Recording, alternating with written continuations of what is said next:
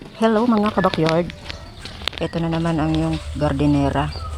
Nagpi-prepare na naman ng ng panghalo sa halaman. Kaya yan. Ito ay mga ipot ng manok or chicken manure sa English. Yan. Yung kasi lagi ko naririnig chicken manure. Pero hindi ako sanay kaya ipot ng manok na lang. Ito yung naipon ko na mga ipot ng manok sa ilalim ng kulungan ng mga alaga kong manok.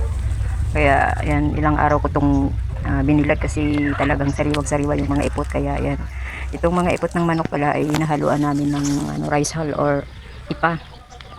Kasi kung hindi namin haluan ay talagang mabaho.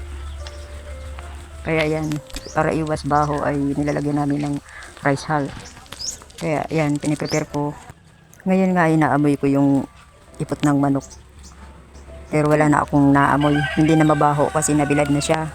Pero nag-aalala pa rin ako kapag inilagay ko sa tanim baka mamatay yung mga tanim kasi hindi pa siguro siya nabulok. Pero di ko lang sigurado kasi matagal na rin siyang naka-stack sa ilalim ng kulungan. Kaya sana hindi mamatay yung tanim kasi sabi daw, yung may napanood ako na kailangan lagyan ng mga yung imas, ganun.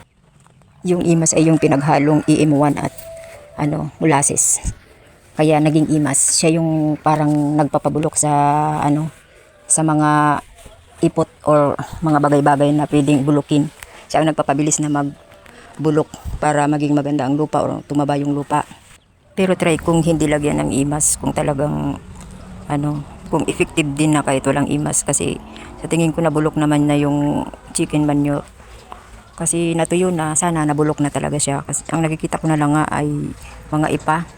Kaya sana okay na yung ipot ng manok. Meron akong ginawang imas pero ayaw ko lang lagyan. Itatry ko lang kung effective na walang imas. Siguro dagdagan ko na lang ulit ito ng lupa or garden soil para mag-balance kasi kung puro naman ipa ay baka hindi masyadong maganda ang resulta. Kaya maganda pa rin yung may lupa. Tsaka para mas lalong dumami yung itatanim ko kasi kung maraming ganitong mix soil ay marami akong maitatanim, di ba? O siya, sige mga kabakyard, bye-bye!